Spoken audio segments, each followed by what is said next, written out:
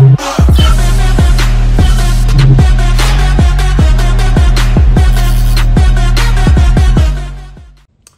lundi tout le monde et bienvenue à Ici c'est Hockey. On est de retour pour un autre épisode en ce lundi soir.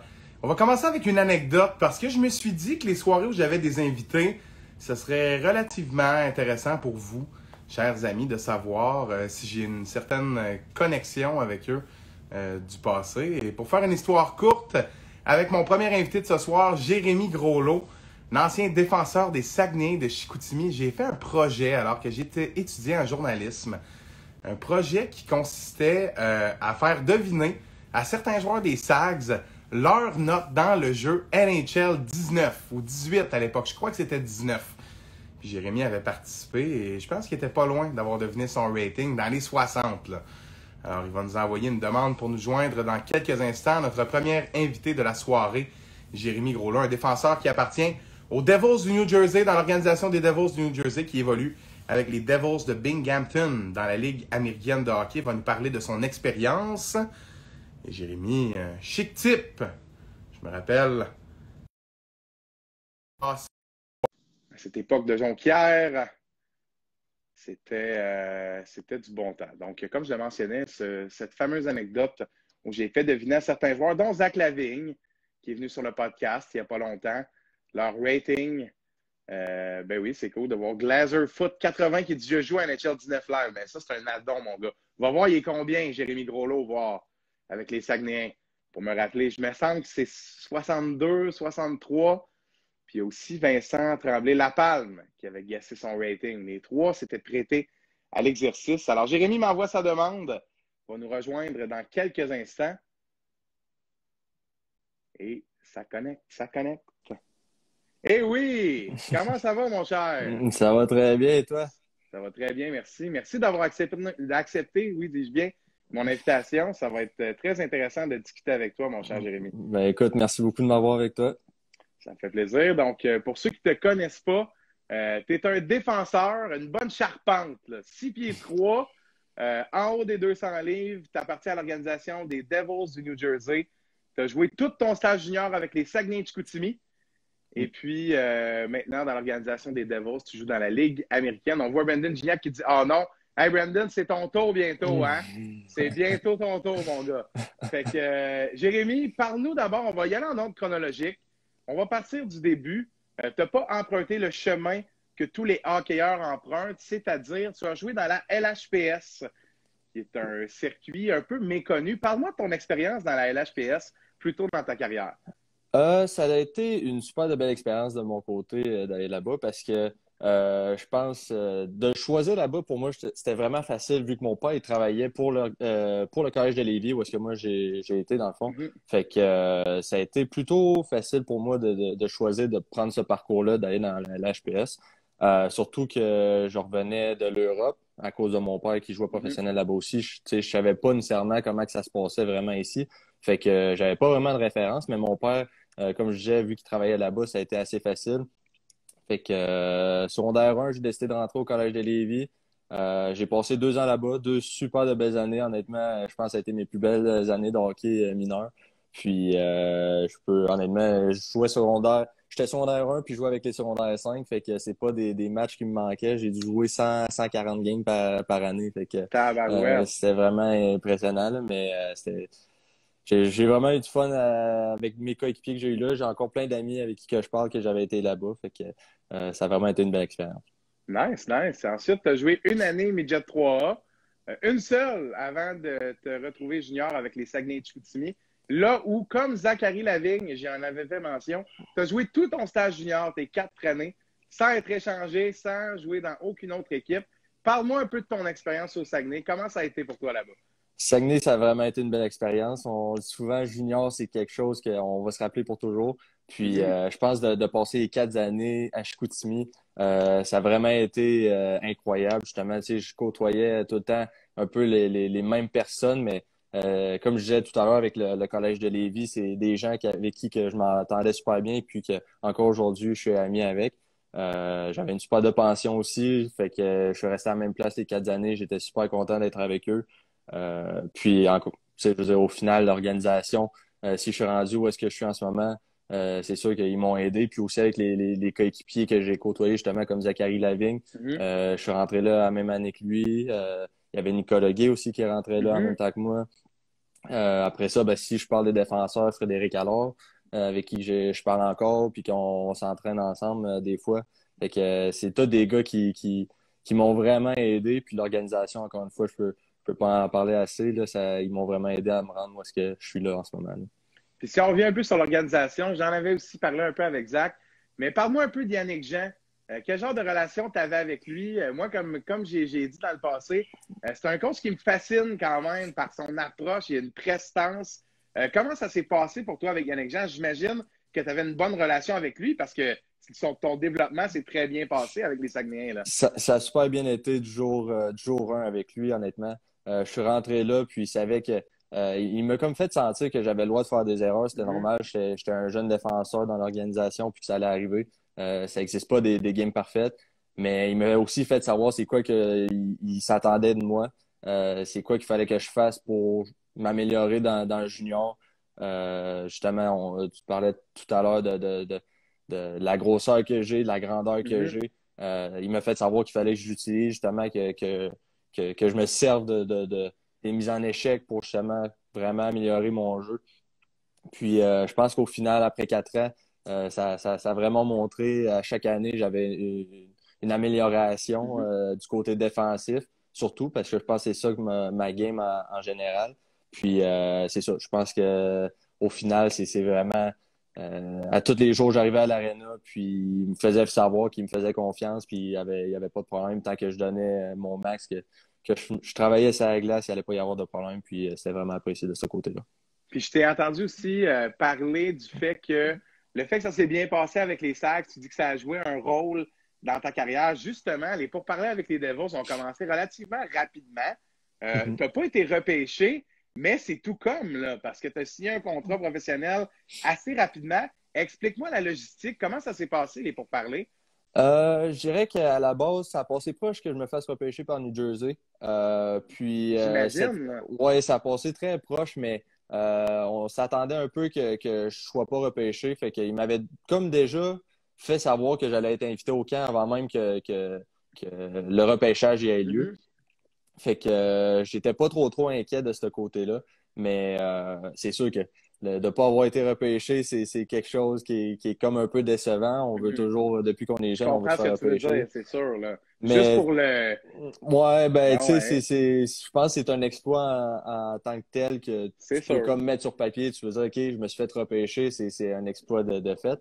Mhm. Mais comme tu dis, c'est tout comme si je m'étais fait repêcher, ça passait proche, mais en tout cas, au moins, ils m'ont donné une chance. Puis après ça, je suis arrivé au camp. Puis ils m'ont comme fait savoir la même chose que j'avais juste besoin de donner mon max, puis que au final, tout allait bien aller. Puis ça n'a pas pris longtemps. Au fait, je pense qu'on avait eu quoi? Bon, on était rendu à la fin du camp. Tous les gars étaient partis ou à peu près.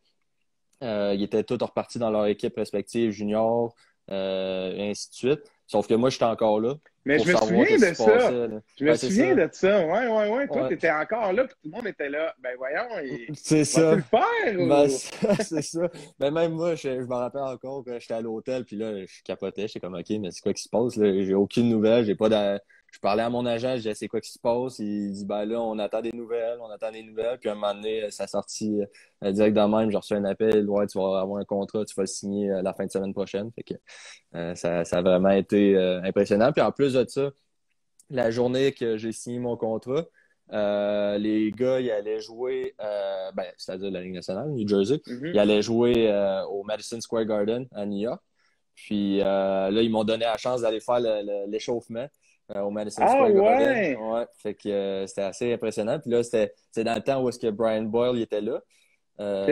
avec l'organisation. Puis je m'en rappellerai toujours. Lui, il était super content que je sois signé. Il m'aimait bien gros. Fait que je trouvais comme ça drôle. Mais là, un moment donné, il me regarde puis il dit Hey, yo, ton casque en passant. Fait que là, après ça, je regardais en haut au-dessus de moi puis j'avais pas de casque. Il m'avait caché mon casque. Fait qu'il fallait que j'aille sur la glace, pas de casque pantoute, ma journée de où est-ce que j'ai signé mon contrat. Puis c'était vraiment une belle expérience. C'était vraiment le fun pour ça. Là. As-tu eu des petits commentaires ou J'ai eu de premier warm-up, podcast? Ouais, podcast, premier warm-up. Mais en plus de tout ça, comme je t'ai dit, j'ai signé mon contrat. Fait que ça a vraiment été une journée incroyable là, pour moi. Fait que de vivre cette expérience-là, c'était quelque chose. Là. Dirais-tu que tu leur as un peu forcé la main?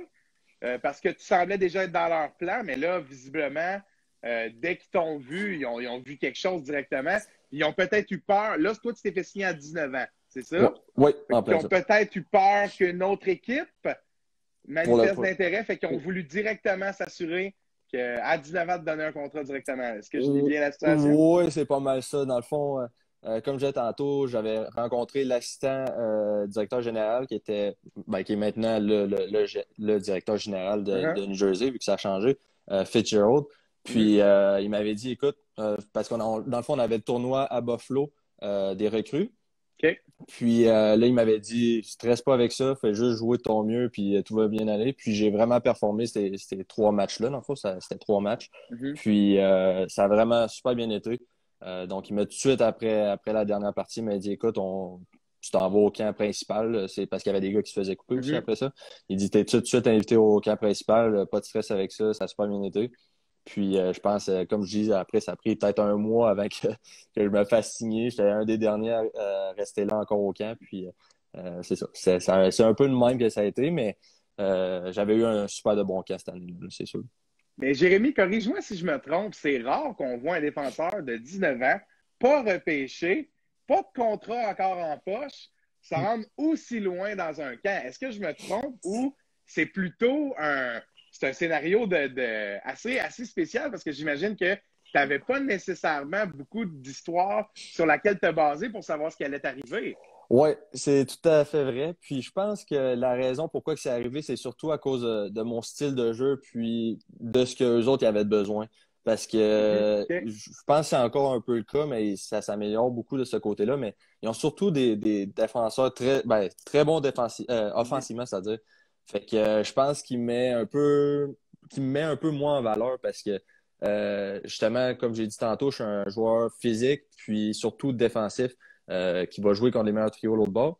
Puis c'était pas nécessairement quelque chose qu'eux autres y avaient quand j'ai signé le contrat. Fait que je pense que c'est un peu ça qui leur a forcé à la main. Puis c'est ça. Je pense que, comme tu dis, oui, c'était rare, puis c'était quand même surprenant. Mais c'est un peu sur ça que je me suis fié quand c'est arrivé. Là. Je pense que c'est surtout parce qu'il y avait besoin d'un joueur comme moi, là, de mon style de jeu. Là. Fait que bon timing, bon endroit, bon moment, un mélange de tout ça. Là, exactement. C'est sûr que dans le hockey, dans le monde du hockey, il faut que tu aies de la chance à quelque part. Puis je pense que c'est là que ça a été pour moi. Là. Bien, tout à fait. Puis parle-moi de ton retour dans le junior après ça. Tu te sentais comment? Je veux dire, tu devais être relativement soulagé. Là. Je pense pas que tu t'attendais à pareille date l'année d'avant être dans cette position-là. Puis, ou est-ce qu'il y a eu un petit débat en même temps de revenir dans le junior après avoir vécu cette grosse expérience-là? Parle-moi un peu de ça. Oui, c'était une drôle d'expérience parce que, tu sais, je pense que j'avais un peu, pas que j'avais peur que ça arrive, mais ça arrive souvent où est-ce qu'il y a des joueurs qui reviennent du camp professionnel, où est-ce qu'ils ont signé un contrat, ils retournent junior, puis on dirait que ça va so-so. On dirait qu'ils prennent ça facile. Là, c'est quand ça. même. Ils se disent, bon, ça fait un mois que je suis avec les professionnels, les gars des papas sont plus vieux, sont plus forts, sont plus vite. Fait que ça devrait pas être trop pire, mais on dirait que pour la plupart pas la plupart, je dirais, mais on va dire 50-50, la moitié des joueurs que ça arrive, justement. Fait que moi, j'avais un peu peur que ça arrive, mais t'as comme dit dans ma tête, OK, c'est pas vrai que ça va se passer de même, puis il faut comme que je revienne en force, puis il faut que je montre qu'il y avait une raison pourquoi ils m'ont signé, puis je pense que Yannick Jean, justement, il avait mentionné aussi qu'il avait été surpris que ça se passe comme ça. Puis, pour le reste de l'année, après ça, ça a super bien été aussi. Puis, en plus, j'étais un des vétérans de l'organisation. Fait que je pense que ça a vraiment été une belle dernière année. Puis, bon, parle-moi de ton arrivée dans la Ligue américaine. Si je ne me trompe pas, à la fin de cette année junior-là, tu t'es rendu pour les séries ou la fin de la saison? La fin de la saison, oui. Ouais, il ne faisait pas les séries. Okay. Mais oui, j'ai joué les 5 derniers matchs de la saison, dans le fond. Puis ça a super bien été. Ça a été quelque chose de un peu stressant, je dirais. Mais c'est comme drôle parce que, tu sais, quand une organisation, ils font pas les séries, puis il reste juste 5 matchs, on dirait qu'il Ouais. y a plus d'ambiance. C'est comme un drôle de feeling un peu quand tu rentres là. Mais ça m'a justement ouvert la porte parce que, tu sais, là, je pouvais faire ce que je voulais, je pouvais jouer du mieux que je pouvais sans nécessairement être stressé. Ben oui. Fait que je pense que au final, ça a comme bien fait pour moi.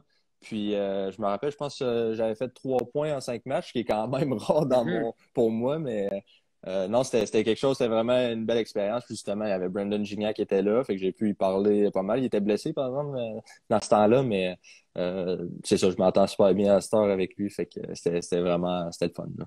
Puis tu as marqué ton premier but professionnel dans cette courte période-là. Ça devait être tout un sentiment. Peux-tu me raconter la séquence? Ouais, ben écoute, c'était vraiment, je capotais. En plus, c'est la première période.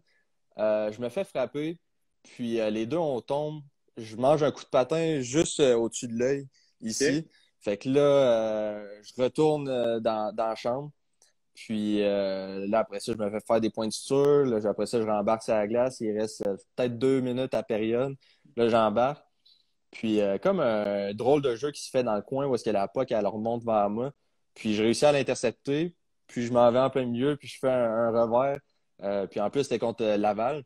Fait que Mhm. je connaissais déjà une couple de gars là-bas. Je connaissais le coach en plus. Fait que je me fais un revers, je marque un but. Fait que là, moi, je suis comme tabarnouche. OK, ça a comme été un peu pour moi, un sentiment de OK, j'ai marqué un but.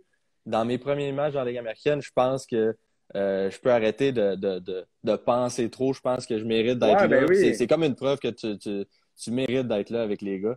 Fait que je pense que ça a vraiment été ça là, que j'ai ressenti tout de suite après. Là. C'était vraiment incroyable.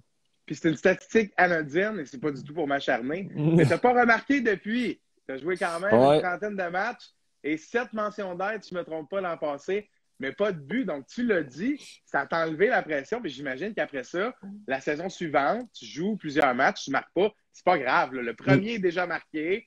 Puis toi, c'est pas ton rôle, pas de pression. Ouais. J'imagine que ça a dû t'enlever déjà, tu sais, comme jeune joueur, jeune défenseur en plus de marquer rapidement comme ça te permet de focuser sur les raisons pourquoi tu es là, j'imagine. En plein ça. Puis je pense aussi que notre système de jeu l'année passée n'était pas vraiment fait pour que les défenseurs ils appuient l'offensive OK? nécessairement. Fait que je pense que on était surtout focusé sur notre défensive. Tu sais, l'année passée, il y avait eu comme l'autre année d'avant, dans le fond, c'est-à-dire, Mhm. il y avait eu de la difficulté de ce côté-là. C'est pour ça qu'ils n'avaient pas fait les séries surtout. Puis je pense qu'il avait comme changé le système de jeu en fonction pour que défensivement, on soit vraiment on triche pas nécessairement puis Mhm. qu'on se fasse pas avoir de ce côté-là. Fait que c'est sûr que pour moi, on m'avait déjà mentionné, comme j'avais dit tantôt, on m'avait mentionné, écoute, fie-toi pas au but, fie-toi pas au point, on ne regardera jamais tes statistiques tant que tu joues contre les meilleurs trios l'autre bord, puis que tu t'arranges pour qu'eux autres, ils ne scorent pas contre toi. Si ça va bien de ce côté-là, ben c'est sûr que éventuellement, tu vas avoir ta chance, tu vas avoir des opportunités. Fait que, comme je dis, si que ça a été clair comme ça m'a vraiment aidé pour la saison complète. Parle-nous, on parle beaucoup de ton histoire, mais là, j'aimerais que tu nous parles de ton style de jeu plus précisément. Tu as l'air, pardonne-moi, tu as l'air assez à savoir quelles sont tes forces et quelles sont tes faiblesses. Si tu avais à te décrire rapidement comme joueur, on comprend que tu es un défenseur, bon gabarit, tu joues contre des meilleurs éléments de l'autre côté. Mais Ouais. parle-moi des forces dans ton jeu, des petits trucs que tu voudrais améliorer un peu plus en détail. Je pense que depuis mon junior, j'ai vraiment été. Je pense que ce qu'on me reprochait surtout, c'était mon patin. Tout ce qui était accélération, Mhm. vitesse. Depuis maintenant 4 ans, certains, je travaille avec. Il s'appelle Yannick Tremblay, un coach de patin. Il a joué aussi professionnel. Puis lui, honnêtement, depuis 4 ans, il m'a vraiment aidé. Ça a vraiment été quelque chose de l'évolution, c'est assez incroyable de Mhm. voir ça. Puis, c'est ça, même que là, maintenant, on me le mentionne, on dit, OK, Cibol, ton patin s'est vraiment amélioré, c'est même plus rendu une faiblesse. C'est sûr qu'il y a toujours place à amélioration. Je Mhm. veux dire, ça, c'est comme ça partout. Mais c'est plus nécessairement une faiblesse. Fait que je pense de ce côté-là, ça s'est amélioré. Mais pour ce qui est de mes forces, je dirais, c'est surtout mon bâton, je pense. Tu l'as mentionné, mon Mhm. gabarit. Si je vais sur le coin de bande avec avec la rondelle. S'il y a un joueur qui a la rondelle sur le coin de bande, je vais toujours finir le jeu, je vais toujours réussir.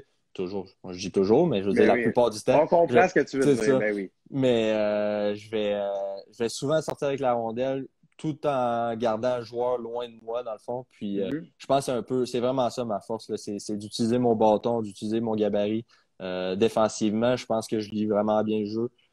Puis évidemment, ben là, je pense qu'offensivement, c'est ce côté-là qui est un peu moins ma facette de jeu que je suis reconnu. Mais c'est ça, je pense que défensivement, les piqués aussi, les désavantages numériques, c'est toutes ces affaires-là que je pense qui font de moi un bon joueur, là. C'est très intéressant de t'entendre. Tu t'exprimes très bien, mon cher. Je te le mentionne, là, tu parles très bien, tu t'exprimes très bien sur ton idée, c'est super agréable. Parfait, merci. Fait que, on poursuit. Petite question sur ton passage dans la East Coast. Tu n'as pas joué beaucoup de matchs, seulement quelques matchs. Comment ça s'est passé? Comment ils t'ont annoncé les raisons? Ils voulaient te donner de l'expérience, te montrer ce que c'était? Oui, ben dans le fond, au tout début de la saison, il m'avait dit, dans le fond, comment ça fonctionne, c'est que tu fais le camp, puis après ça, il te donne une enveloppe pour te laisser savoir, OK, tu peux trouver un appartement, tu peux trouver une place pour rester. Fait en gros, c'est comme ça que ça fonctionne. Puis quand je les avais rencontrés, il m'avait dit, OK, ben écoute, cette année, tu ne retourneras pas junior. Fait que c'était ça, je ne retournais pas junior. Mais on veut que tu joues des games. C'est juste ça qu'on fait qu'on ne sait pas encore est-ce que ça va être dans la Ligue américaine, est-ce que ça va être dans l'East Coast. Fait que là, après ça, quand le camp il avançait, j'attendais l'enveloppe, j'espérais l'avoir. C'était comme un peu une annonce comme de quoi que j'allais dans la Ligue américaine. Puis finalement, je l'ai eu. Fait que là, après ça, j'étais super content de ce côté-là. Sauf qu'après ça, j'ai comme réalisé, on est 11 défenseurs, dont genre 6 vétérans. Fait que là, après ça, j'étais comme, OK, c'est quoi mes chances de jouer des matchs là-dedans? C'est quoi qui va se passer? Puis en effet, ça a été quand même, ça a pris un petit bout avant que je commence à jouer un peu. Puis ça, c'est juste parce qu'il y avait des blessés. Après ça, les blessés sont revenus. Fait que là, j'avais comme pas joué beaucoup de matchs. Puis si ça continuait comme ça, j'allais comme avoir un quart de saison quasiment, là. Fait que, tu sais, ça allait pas vraiment valoir la peine. J'aurais quasiment dû retourner junior majeur rendu là. Fait que là, après ça, je leur en ai parlé, puis on dit, ouais, c'est vrai, c'est comme ça marche pas, qu'est-ce qui se passe en ce moment? Fait qu'ils ont dit, bon, ben, on va t'envoyer dans l'East Coast, puis on va t'en revenir là-dessus après. Puis j'ai passé 2 semaines. Je pense que j'ai joué de quoi comme 5 matchs, si je me trompe pas, dans l'East Coast, je suis pas exactement sûr, là. C'est un affaire la même quand j'ai regardé ton élite prospect. C'est ça, je pense que c'était 5 matchs, mais en tout cas, j'étais allé là-bas, puis ça avait bien été. Honnêtement, l'équipe, je pense qu'il y avait un peu de misère. Mais honnêtement, je faisais ma job. Je voulais pas. On m'avait vraiment averti de pas changer mon style de jeu parce que souvent, des joueurs qui arrivent de la Ligue américaine, qui s'en vont dans l'East Coast, ils vous disent, bon, OK, c'est moins fort, je vais peut-être plus m'essayer, je vais prendre plus de chances offensivement, des choses comme ça. Fait que ils m'avaient vraiment averti, ils ont dit, fais pas ça. Garde ta game simple, fais ce que toi tu as à faire, puis tu vas revenir ici. Puis en effet, après 2 semaines, ils avaient changé plusieurs gars. Il y a des gars qui sont carrément repartis chez eux. Fait que ça m'a comme laissé une porte ouverte, puis ils m'ont monté. Puis à partir de Noël, je jouais tous les matchs. Puis qu'est-ce que ça a été pour toi de jouer seulement quelques matchs, de revenir déjà dans la Ligue américaine, puis d'avoir un peu la confiance de l'organisation relativement tôt? On parle souvent que les défenseurs, ça prend plus de temps. Il y a des défenseurs qui sont repêchés très tôt, qui ont une évolution, mais peut-être pas à la vitesse que les organisations leur avaient prévu initialement. Doivent retourner en Europe dans certains cas, doivent passer longtemps dans la Ligue américaine avant de pouvoir faire le saut en haut. Qu'est-ce que ça a été pour toi de savoir que l'organisation te faisait assez confiance à 20 ans pour te donner beaucoup de matchs quand même dans la Ligue américaine en deuxième partie de saison? Oui, j'ai vraiment apprécié cette confiance-là. Puis c'est surtout que c'était pas nécessairement quelque chose que j'étais pas au courant. Je veux dire, je pense qu'il me rencontrait à toutes les pratiques, il allait me voir après la pratique, il me disait, OK, est-ce que tu veux travailler là-dessus? On pourrait faire ça, on pourrait faire ça. Il y avait du vidéo, c'était super positif. Fait que je pense que j'ai jamais vraiment nécessairement perdu, j'avais pas l'impression qu'il avait perdu confiance en moi. Puis je pense que c'est vraiment ça que depuis le début qui m'aide beaucoup dans mon jeu, là. Fait que c'est ça, je pense que j'ai toujours eu l'impression qu'il faisait confiance en moi, ce qui est vraiment bon. Puis, parle-moi de ton lifestyle en général. T'habites où? Comment ça fonctionne dans la Ligue américaine? Êtes-vous beaucoup sur la route? À quel point? Là, c'est le COVID, là, c'est sûr, c'est un peu différent. Mais Ouais. parle-moi de l'expérience en temps normal, là. Disons, quand tu es arrivé, les premiers matchs que tu as joués où tu as commencé à t'installer, comment se passait ton quotidien? Je te dirais que c'était assez chargé. On passait quand même pas mal de temps à l'aréna. Puis surtout comme recrue, je pense que tu te dois de faire de l'extra. Tu te Mhm. dois de rester sur la glace plus longtemps. En fait, moi, le cas, comment que ça marchait, c'est que j'étais comme 30 minutes sur la glace avant la pratique, avant tout le monde. OK. Puis j'étais sur la glace 45 minutes après la pratique, après tout le monde. Fait que je pense que je restais beaucoup de temps sur la glace. C'est sûr que là, en temps de COVID, c'est plus difficile avec tout ce qui se passe, mais euh, à Binghamton, j'étais dans un appartement. C'est où Je Binghamton, hein? C'est dans l'État de New York. OK. C'est dans l'État de New York. C'est peut-être à 3 heures de Newark, là, où est-ce que je suis en ce moment, OK. là. OK. Fait que, mais ouais, c'est ça. Fait que j'étais en appartement. Là, cette année, à cause du COVID, dans le fond, on a été relocalisé à Newark. OK, Euh, OK. c'est ça, C'est on ça. joue dans le fond dans même, la même bâtisse que le Prudential Center où est-ce que New Jersey Mhm. il joue, mais dans le fond, c'est à la glace où est-ce qu'il pratique. En OK, gros, c'est de même OK. qu'on s'est arrangé ça. Mais c'est ça, là, dans le fond, ils nous ont trouvé une résidence où est-ce que les joueurs ils peuvent comme rester. Fait ils ont comme eu un deal avec eux autres. Fait que ça a été plus simple de ce côté-là. Mais sinon, pour le voyageage, c'est pas si pire, honnêtement, parce que dans l'État de New York, toutes les équipes sont proches. Fait que le OK, voyageage, ouais. ça se faisait quand même bien. Là, c'était assez proche. Puis cette année, encore une fois, on joue juste contre 4 équipes durant la saison, dont une qu'on joue juste 2 fois, là. Fait que les équipes sont toutes à 2, 3 heures de nous. Fait que c'est pas super compliqué. Je comprends tout à fait. Puis est-ce que tu prévois revenir au Québec ou comment ça se passe Je à ce reviens. niveau-là? Ben, en tout cas, jusqu'à maintenant, je suis supposé revenir durant l'été, c'est sûr, là, après la OK. saison. Ouais. Puis est-ce que avez-vous le droit de revenir des fois pour voir la famille durant la saison ou ça fait combien de temps là, que tu es aux États-Unis? C'est plus ça ma question, là. Je suis Parce que là là, la saison depuis. vient de commencer, mais ça fait combien Ouais, de temps que vous êtes stand-by? ça fait pas super longtemps, honnêtement. Ça fait depuis peut-être, j'ai le goût de dire mi-janvier. OK, Fait que OK. ça fait juste un mois et demi qu'on est là. Mais non, pour répondre à ta question, tu peux pas partir d'ici, Mhm, mais il y en a des joueurs pour qui admettons, il y a leur blonde qui vont voyager, admettons, les Européens, ils vont mhm, descendre ici, il faut juste qu'ils s'arrangent avec le visa, puis ainsi de suite. mhm. Mais quand la famille ou les blondes y arrivent ici, dans le fond, il faut qu'ils fassent une quarantaine de séjours, pas les joueurs, les OK. blondes, mais dans le fond, il faut qu'ils se trouvent un appart à eux tout seuls, ben, ou une résidence plutôt, Mhm. pour séjour, puis après ça, ils font leur quarantaine, puis après ça, tout est beau. Fait que ça ressemble à ça. Très bien, très bien. Parle-moi rapidement, deux petits points en terminant. On en a parlé rapidement au début dans l'entrevue. Tu disais que ton père travaillait pour le Collège de Lévis au moment où tu as choisi la LHPS. C'est un ancien joueur professionnel. Il a joué Mhm. quelques matchs dans la LNH, plusieurs matchs dans d'autres ligues professionnelles de très haut calibre. Qu'est-ce que ça a été pour toi d'avoir un père qui a joué professionnel? Est-ce que ça t'a aidé dans ton développement ou pas? Tout dépend, chaque histoire est différente. Ouais, non, ça a clairement aidé, honnêtement. Depuis que je suis tout jeune, je pense que en fait, c'est pas que je le pense, je sais, c'est mon idole, puis je le regarde tout le temps Mhm. quand il est sur la glace, je sais qu'est-ce qu'il fait. Puis encore aujourd'hui, c'est quand même drôle parce qu'il est plus vieux, puis moi, ben, je suis supposé être le joueur professionnel de la famille. Mais quand je joue avec sur la glace, on joue des parties, puis il m'impressionne vraiment. Il fait des jeux que même moi, je me dis, si bah, j'aurais pas fait ça, puis ça fait pas de sens. C'est là que rentre l'expérience. Mais non, c'est sûr, ça m'a vraiment aidé. Il m'a toujours coaché, il m'a toujours suivi partout. En ce moment, il trouve ça très difficile de ne pas être avec moi, je pense, parce qu'il a tellement Mhm. été proche de moi souvent que maintenant, c'est ça. Il trouve ça très dur d'être à longue distance puis de ne pas pouvoir venir à mes matchs.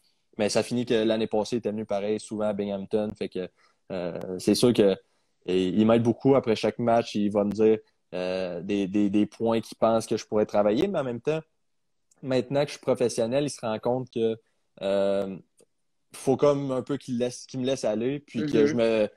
Des fois, parce que je veux dire, il y a plusieurs façons de penser dans un sens que s'il y a un coach, admettons mon coach ici avec Binghamton, qui me dit de quoi, mais qui est un peu contradictoire à ce que mon père y pense, ben là, il va dire OK, c'est beau de voir, écoute ton coach, fais ce que lui te demande parce que Mhm. c'est eux autres qui vont te rendre, qui vont te monter en haut. Fait que il sait, lui aussi a vécu le monde de joueur de hockey, il sait comment que ça fonctionne, puis il essaie de m'aider du mieux qu'il peut, mais sans nécessairement aller trop loin. Puis rapidement, comme dernier point, parle-moi de tes ambitions pour le futur. Qu'est-ce que tu souhaites? C'est quoi tes objectifs comme futur joueur professionnel ou peut-être autre? C'est sûr, c'est qu'en ce moment, je me vois comme un joueur de hockey professionnel. C'est sûr que mon contrat, il va finir l'année prochaine. Fait que je pense que d'ici là, je vais essayer de vraiment performer, puis en espérant avoir un autre contrat à long terme. C'est sûr que par la suite, on verra qu'est-ce qu'il y en est. Si ça arrive pas, il va falloir que je me trouve de quoi d'autre. Peut-être que je vais aller en Europe. Juste cette année, à cause du COVID, j'ai passé proche d'aller en Europe aussi, justement avant. Mhm. Fait que, mais non, c'est sûr que c'est quelque chose d'envisageable. J'ai vécu le mode de vie aussi en Europe, fait que ça serait quand même intéressant de retourner là-bas. Mais non, c'est ça. Je pense que pour l'instant, je me concentre surtout là-dessus. Puis cette année, c'est sûr que la saison est assez différente, mais en espérant que je me développe beaucoup puis qu'ils voient du potentiel en moi à chaque année. Parce que je pense que c'est là qu'à un moment donné, il faut lâcher prise pour l'organisation envers un joueur. C'est quand ils voient que le potentiel, il est plus nécessairement là. Si tu vois pas Mhm. d'amélioration dans un joueur, c'est là qu'il faut que tu lâches prise. Fait que je pense que c'est juste ça que j'essaie de faire, c'est de m'améliorer à chaque jour, à chaque semaine. Puis on verra après ça. Jérémy Groslot, félicitations pour ton parcours digne de mention, mon cher. C'est Mais, bien parti, puis bravo, c'est super cool de te voir aller. Puis je vais faire comme j'ai fait avec Thomas Bordelot. Je te lance l'invitation, tu l'acceptes, tu la déclines. Après ton premier match dans la LNH, que tu donnes de venir nous parler de ton expérience, ça serait super, mon cher. certainement, on va faire ça, c'est sûr. Ben, Merci beaucoup excellent, de fait m'avoir que vu. ça me fait plaisir. Puis je te souhaite la meilleure des chances pour le reste. Continue à travailler fort, ça va payer, mon gars. Yes, merci beaucoup, c'est très apprécié. Salut, Jérémy. Attention à Salut. toi. Yes, toi aussi. Donc, c'était Jérémy Groslot de l'organisation des Devils du New Jersey qui est avec nous pour ce premier live. Donc, on se retrouve dans quelques instants avec Steve Bégin, mesdames, messieurs.